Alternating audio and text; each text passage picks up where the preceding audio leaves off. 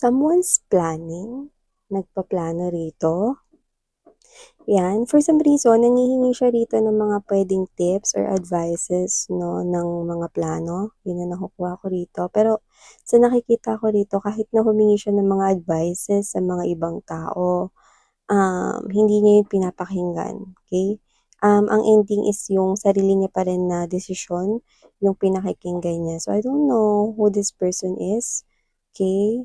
For some reason, I'm picking up that this is not you. But we'll see, okay? We'll see. Oh, long time ago. I think you lost connection with this person here. Someone from the past. You did let go. You did release this person here. But there could be a plan to come back. We'll get more information here.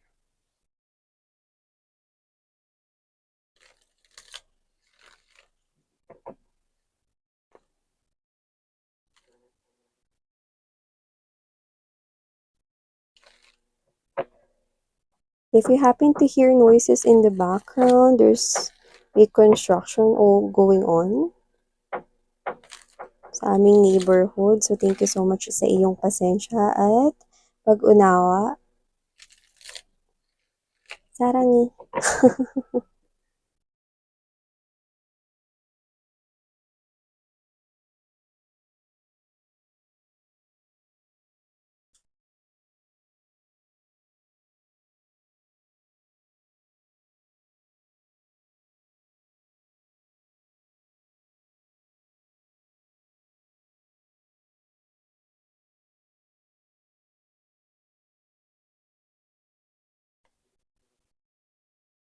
No.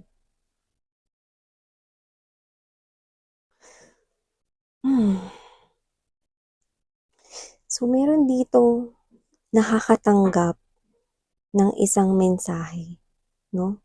And for some reason, sa loob ito ng isang panaginip. When you wake up, alam mo sa sarili mo, panaginip lang yon. Di ba may ganun? No? Pag gumigising ka sa umaga, ay, panaginip lang pala yun. Ay, panaginip yun. Yan, no? So, parang may ganun.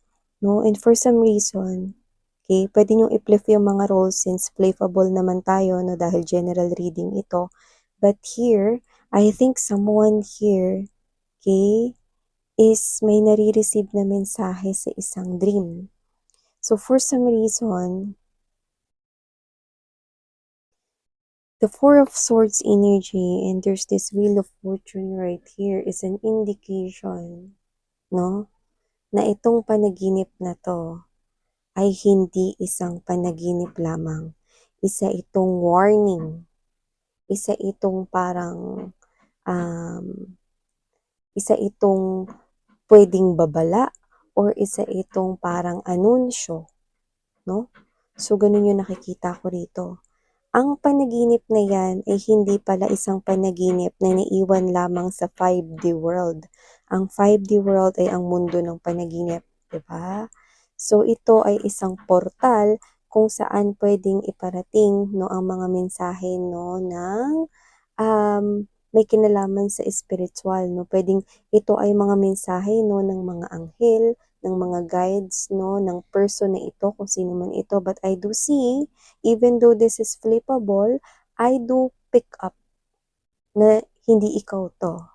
This is someone here, no, na gustong makipag-reconcile sa'yo, Three of Cups energy. This person here, mapapanaginipan ka niya na ikaw ay ikakasal sa iba. Isang masayang wedding ceremony at isang masaya na mundo, no, kung saan hindi siya yung nasa panaginip na yun, kundi kayo.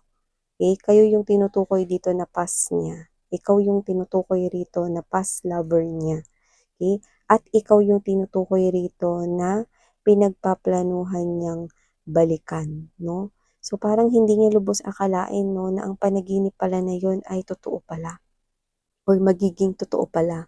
Pero for some reason, totoo talaga yun. Pinadala lang sa kanya yun ng kanyang mga anghel at guides right here, hindi para inggitin siya, kundi yun nga, sinabi ko sa inyo, babala o isang anunsyo, 'no?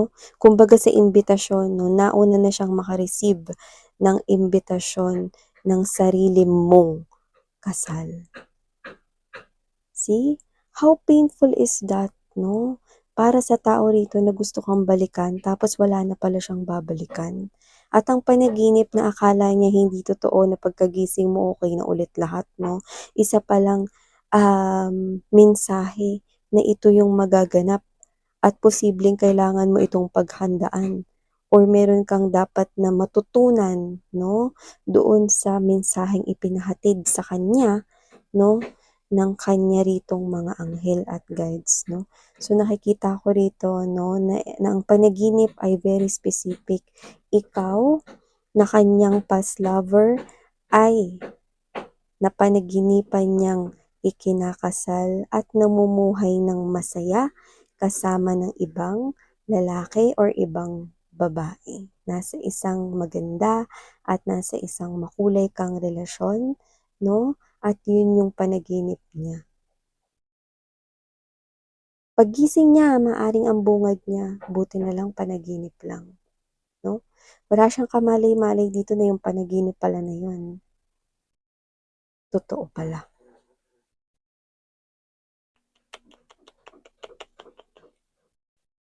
Oh no.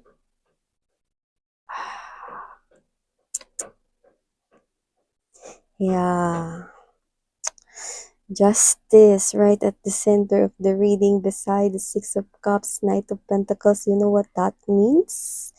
That only means na ito yung karma nitong tao na 'to.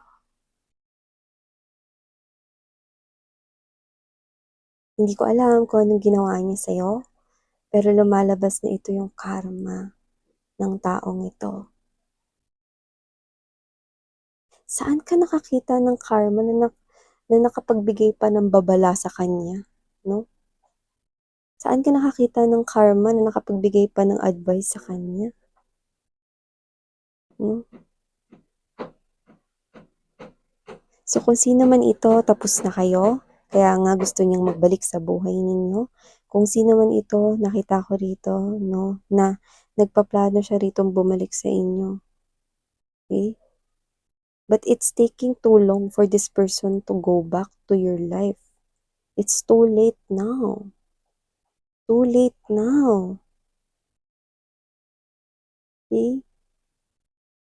Kahit bilisan niya pa, ngayon ang kilos niya, huli na ang lahat. Dahil nakita ko rito 'no, ang mix na ating mga mensaheng nakuha 'no, very specific 'to. Ito, in general, ang napanaginipan niya ang ikinakasal ka sa iba at kung sino man 'tong ex mo, puwedeng late niya na napanaginipan 'yun at nakaikasal ka na pala doon sa panibagong minamahal mo 'no. At yung iba naman 'no, nung napanaginipan niya 'yun 'no, nasa isa talaga kayong makulay na relasyon at ikakasal na kayo. Alin man dun 'no, malinaw na wala na siyang puwang sa mundo mo at ayun ang kanyang karma, ang makita kang ikinakasal sa iba. Dalawa lang 'yan, okey?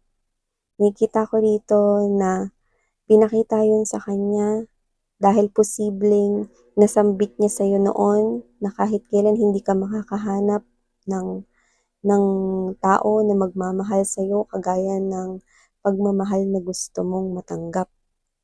Pero ito ngayon, natatanggap mo ang pagmamahal na deserve mo. Nasa piling ka ng isang relasyon na sobrang komportable at sobrang kontento ka. Higit pa sa lahat ng gusto mo sa isang partner ang nakita mo sa taong bago mong minamahal. ang pagsisisi ay sadyang nasa huli. Ang taong ito, ang panaginip na yun ay isang aral na kailangan niyang matutunan. May pagpaplano ritong bumalik sa buhay ninyo at sa oras ng pagbalik niya, wala na siyang lugar sa puso mo at sa buhay mo. Hindi ko alam kung anong ginawa nitong tao na to, pero for some reason, nakakita ko rito ng maitim na ulap. So, ibig sabihin, posibleng mabigat or para sa'yo, mabigat at halos walang kapatawaran ang ginawa niya sa'yo. Nasaktan niya kayo ng sobra para i-categorize ng isang makapal na ulap na ito, no? Ang damdamin at ang ginawa niya sa inyo. Ano man yon.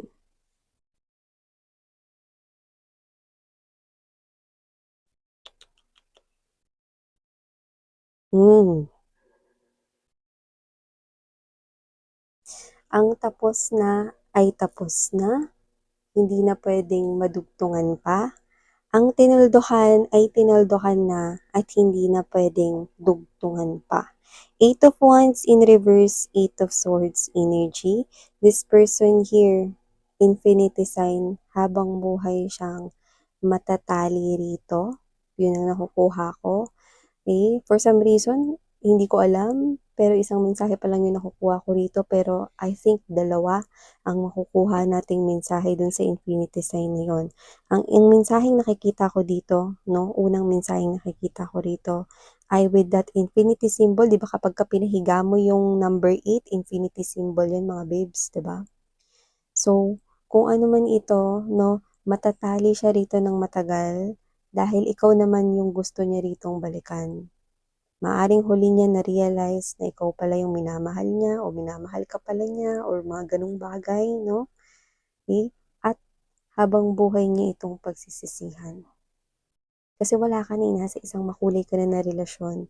Kasal ka na at nakatali ka na rin sa iba. Yun yung nakikita ko rito. Kumbaga huli na ito para sa inyong dalawa. Kasal ka na at wala na siyang magagawa pa. Yun yung nakikita ko rito. And for some reason, I'm getting this strong message right here na parang meron pang isang bagay na magpapatali sa kanya rito. At ito ay ang kanyang karma. Medyo nakakagimbal tong reading ninyo. Kasi pinakikita sa atin dito ang kahihinatnan ng taong ito na posibleng binaliwala ang pagmamahal mo at ngayon ito ang kanyang nagiging karma. Napakalinaw, mga mahal, no? Napakalinaw. Oh, Ten of Swords energy. Yung iba plinano talaga, no, na talagang saktan kayo noon, no? Anumang klase yon ng pananakit, no? Pero sa tingin ko, damdamin ang pinaka nasaktan dito, no? Damdamin at isipan. Yun ang nakita ko dito. Wow, Queen of Wands in reverse. Devil. You know what that is? Devil and the Queen of Wands in reverse. Maikakasal din siya sa taong magiging buhay na bangungot niya. Matatali siya sa isang kasal, sa isang taong magiging buhay na bangungot sa kanya. Alam niyo ibig sabihin nun? Yung parang araw-araw, imbis na maging masaya ka, pinagsisisihan mo na naikasal ka dun sa tao na yun at yun yung kahihinatnan niya. Oh no! So that is the second infinity message that we've got from that number 8.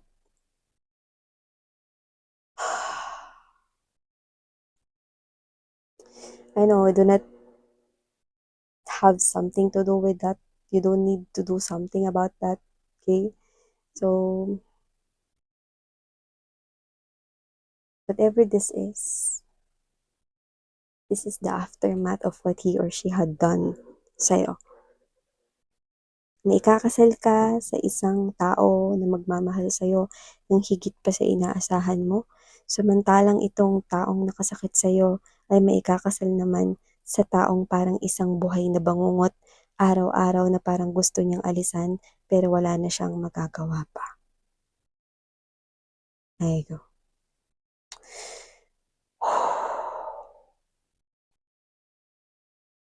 Okay. Okay? So whatever the case may be, let the universe handle the situation here for this person. Alam naman natin na si universe right here, no, ang tamang dapat na lapitan niya, no?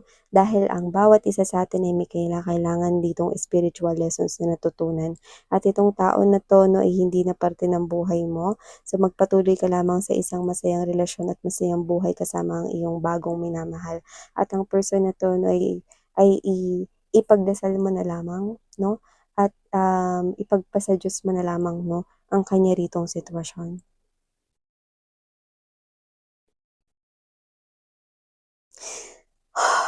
OMG, this is so, kung may nakakagimbal talaga, ano, like, I wanna show you, okay? But I cannot really, describe it in mere words, so I just use that word, gimbal kind of thing, okay?